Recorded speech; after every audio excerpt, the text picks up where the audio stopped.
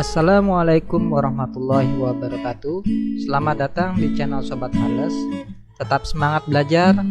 Semoga channel ini bermanfaat untuk teman-teman semua. Namun sebelum kita mulai, jangan lupa klik tombol subscribe dan tombol lonceng agar teman-teman tidak ketinggalan notifikasi update terbaru dari channel Sobat Hales. Pada sesi ini kita akan membahas mengenai procurement and risk management atau manajemen pengadaan dan resiko.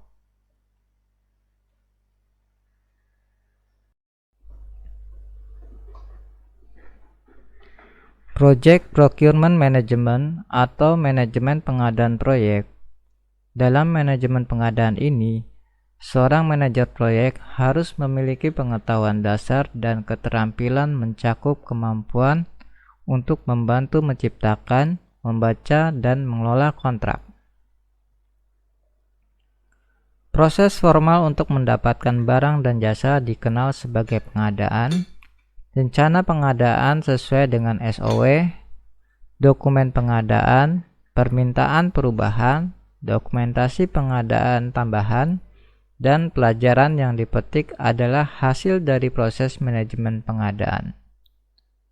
Departemen pengadaan adalah nama paling umum yang menangani dan mengendalikan pengadaan. Di beberapa perusahaan, departemen ini juga disebut departemen kontrak, pembelian, atau hukum. Beberapa keterampilan yang diperlukan untuk mengelola pengadaan termasuk memiliki pengetahuan hukum, keterampilan negosiasi, dan memahami proses pengadaan. Project Procurement Management. Pada posting keputusan pengadaan barang dan jasa, ada beberapa hal yang manajer pengadaan harus lakukan, diantaranya yaitu memfasilitasi untuk membuat rencana manajemen pengadaan, selanjutnya pernyataan kerja pengadaan atau SOW, Scope of Work, selanjutnya tentukan jenis kontrak, kemudian tentukan dokumen pengadaan, selanjutnya permintaan proposal atau RFP, Request for Proposal, undangan penawaran atau IFP, Invitation for Bid, kemudian permintaan penawaran atau RFQ, Request for Quote, selanjutnya yang terakhir yaitu kirim dokumen ke penjual.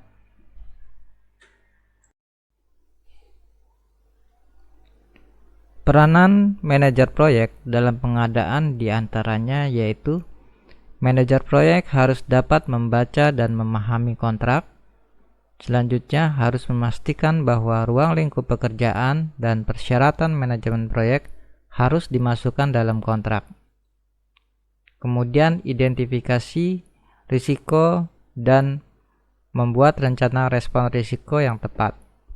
Harus menyesuaikan kontrak dengan kebutuhan unit proyek, harus melibatkan selama negosiasi kontrak untuk menjaga hubungan dengan penjual, harus melindungi integritas kontrak.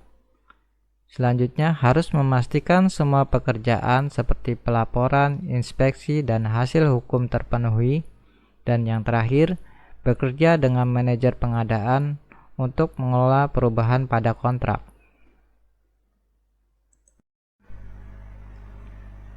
Proses Project Procurement Management atau proses manajemen pengadaan proyek, diantaranya perencanaan pengadaan atau plan procurement, yaitu rencana pengelolaan pengadaan, mengidentifikasi kebutuhan pengadaan luar proyek, dan parameter di mana kontraktor akan diperoleh.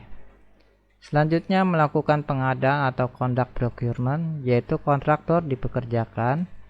Proses ini melibatkan pembuatan pernyataan kerja, kerangka acuan, permintaan proposal, dan semacamnya, serta meminta tanggapan dan memilih vendor. Kemudian kontrol pengadaan atau administer, yaitu selama pelaksanaan proyek, kontraktor harus dikelola dan kontraktor dimonitor untuk memberikan peringatan dini mengenai perubahan proyek. Yang terakhir yaitu tutup pengadaan atau close procurement, yaitu proses penutupan setiap pengadaan. Beberapa keuntungan yaitu dokumen perjanjian atau persetujuan di mana terdapat hubungan sumber referensi dokumentasi untuk kedepannya. Kita masuk ke manajemen resiko proyek. Manajemen resiko yaitu bagaimana mengelola resiko sehingga proyek bisa diselesaikan sesuai dengan jadwal yang ditentukan dan budget yang disepakati serta kualitas yang memenuhi kriteria yang telah ditetapkan pada awal proyek. Pengertian resiko di sini berhubungan dengan kejadian di masa yang akan datang, melibatkan perubahan seperti perubahan pikiran, pendapat, aksi, atau tempat, dan yang terakhir yaitu melibatkan pilihan yang tidak pasti. ITTOS Project Risk Management. Pada bagian struktur ini, Project Risk Management Overview memiliki cabang turunan, diantaranya yaitu Plan Risk Management terdapat 3 komponen. Yang pertama, input dimulai dari project management plan hingga organizational proses aset. Selanjutnya, tool and technique yaitu meliputi analytical technique, expert judgment, hingga meeting.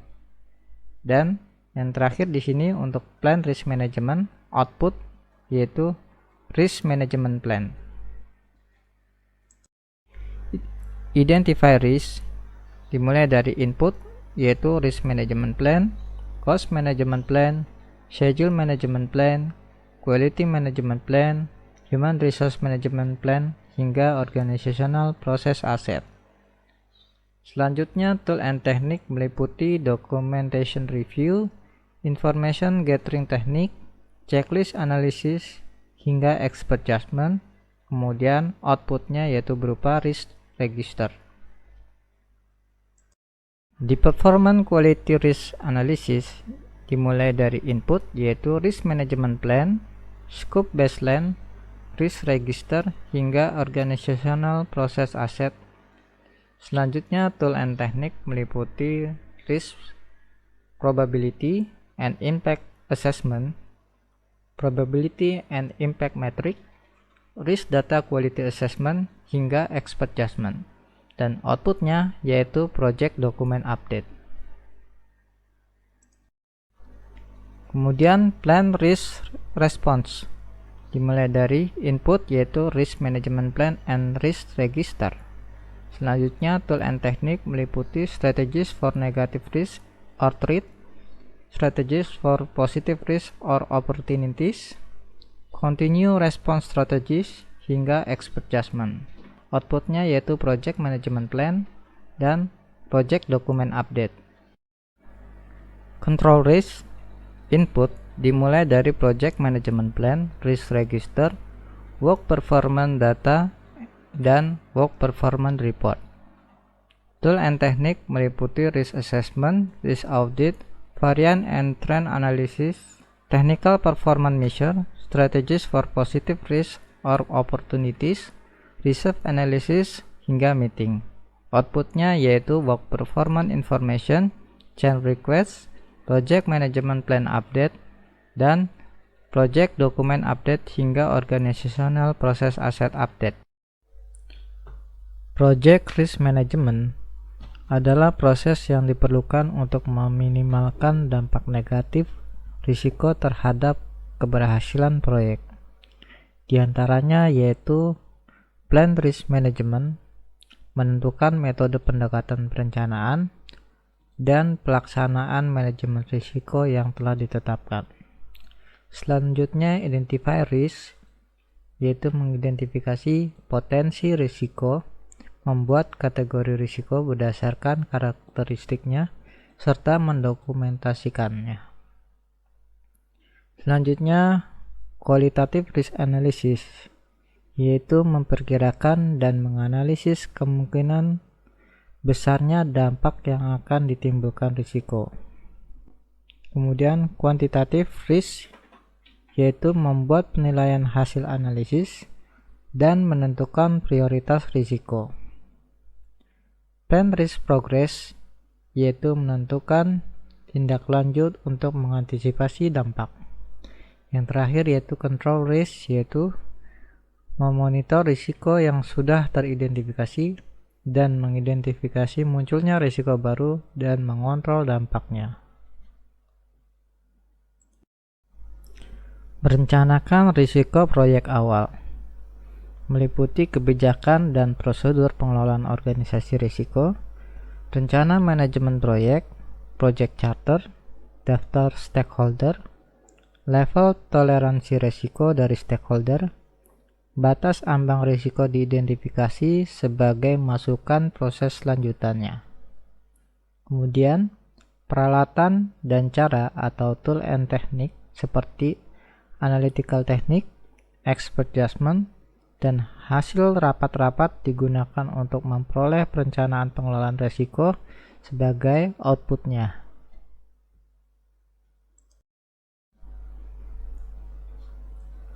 Melakukan identifikasi risiko-risiko proyek dimulai dari rencana pengelolaan risiko, pengelolaan biaya, rencana pengelolaan jadwal, rencana pengelolaan kualitas, rencana pengelolaan sumber daya manusia, acuan ruang, estimasi biaya kegiatan, daftar stakeholder, dokumen-dokumen proyek, dokumen-dokumen pengadaan, database bisnis, SOP, perusahaan studi akademik, checklist, benchmarking, studi industri, dan perilaku risiko, file proyek, pembelajaran identifikasi sebagai masukan proses selanjutnya.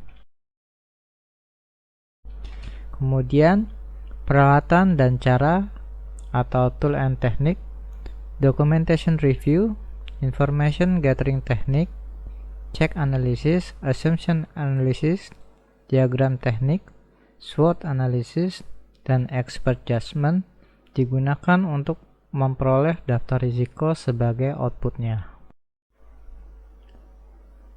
Melakukan analisis risiko kualitatif meliputi rencana pengelolaan risiko atau risk management plan, acuan ruang lingkup atau scope baseline, daftar risiko, risk register, studi industri, dan database pada proyek yang sama, file proyek identifikasi sebagai masukan proses selanjutnya. Peralatan dan cara atau tool and technique seperti risk probability and impact assessment, probability and impact metric, risk data quality assessment, risk categorization, risk urgency assessment, and expert judgment digunakan untuk dapat mengkinikan dokumen proyek sebagai outputnya. Sebagai rujukan pada teknik penilaian yang dibuat berdasarkan keahlian tertentu yang diperoleh dari pengetahuan tertentu atau bidang disiplin ilmu tertentu.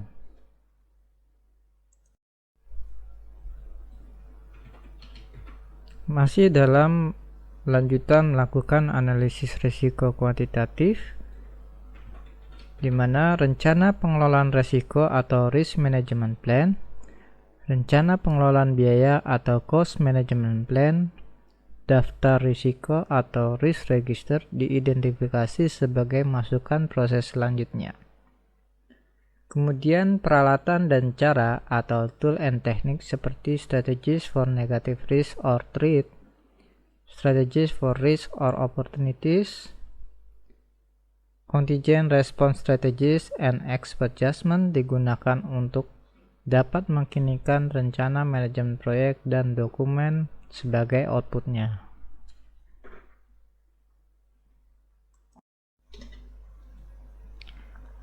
Merencanakan respon terhadap risiko.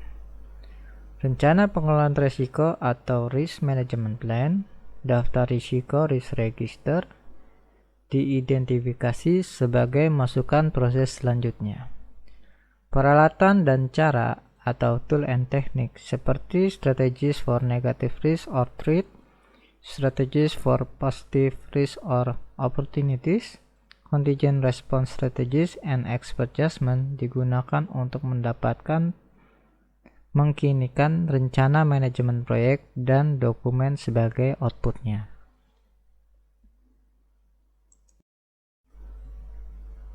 Mengendalikan risiko-risiko.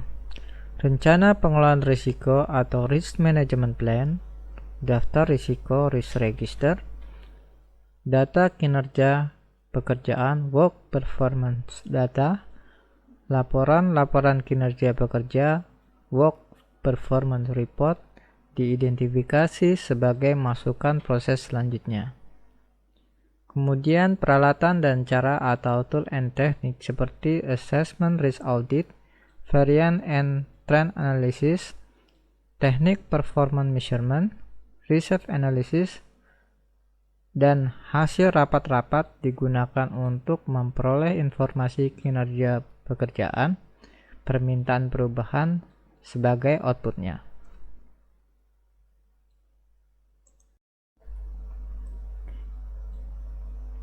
Identifikasi risiko. Identifikasi risiko adalah usaha sistematis untuk menentukan ancaman terhadap rencana proyek atau perkiraan jadwal, pemuatan sumber daya, dan lain-lain. Tom Glieb menyatakan bahwa bila Anda tidak aktif menyerang risiko, maka mereka akan aktif menyerang Anda.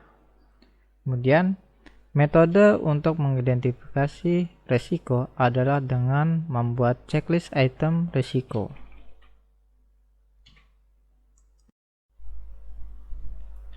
Risiko proyek software. Risiko proyek yaitu mengancam rencana proyek, artinya ada kemungkinan jadwal akan meleset dan biaya akan meningkat.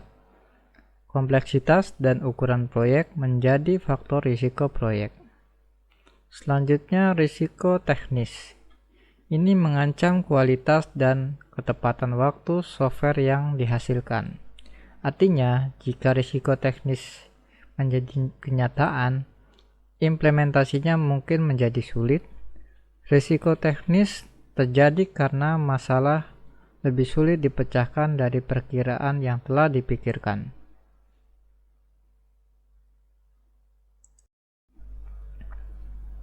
Risiko proyek software lanjutan mengancam software yang akan digunakan dan membahayakan proyek atau produk.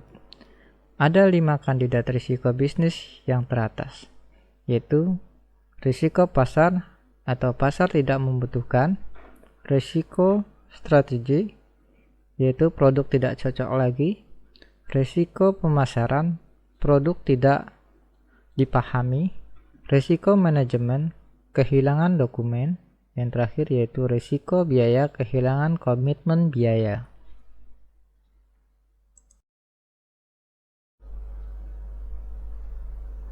Item-item risiko berdasarkan kategorinya yaitu ukuran produk, risiko sehubungan dengan seluruh ukuran software yang akan dibangun atau dimodifikasi. Pengaruh bisnis, risiko sehubungan dengan batasan yang dibebankan oleh manajemen atau pasar. Karakteristik pelanggan, risiko sehubungan dengan kepintaran pelanggan dan kemampuan pengembang untuk berkomunikasi dengan pelanggan dengan cara yang tepat. Selanjutnya, definisi proses. Risiko sehubungan dengan tingkat di mana proses software telah didefinisikan dan diikuti oleh organisasi pengembang.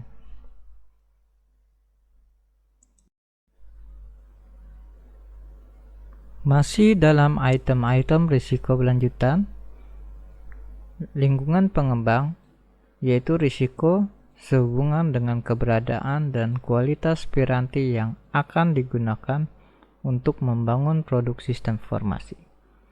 Teknologi yang dibangun, yaitu risiko sehubungan dengan kompleksitas sistem yang akan dibangun dan kebaruan teknologi yang dikemas oleh sistem. Yang terakhir yaitu ukuran dan pengalaman staf. risiko sehubungan dengan keseluruhan teknik dan pengalaman proyek dari orang-orang yang akan melakukan tugas tersebut.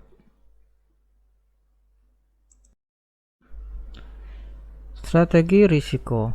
Strategi yang efektif untuk menangani risiko adalah menghindari risiko, monitoring risiko, manajemen risiko, dan perencanaan kemungkinan. Strategi risiko reaktif dan proaktif. Mayoritas tim software berdasarkan pada strategi reaktif. Strategi yang benar untuk manajemen risiko adalah strategi proaktif. Strategi proaktif dimulai sebelum kerja teknis dimulai. Untuk menghindari risiko, maka diperlukan membuat rencana. Oke, selesai sudah sesi kita kali ini. Semoga bermanfaat untuk teman-teman semua. Jangan lupa klik tombol subscribe dan tombol lonceng agar teman-teman tidak ketinggalan notifikasi update terbaru dari channel Sobat Harless. Wassalamualaikum warahmatullahi wabarakatuh.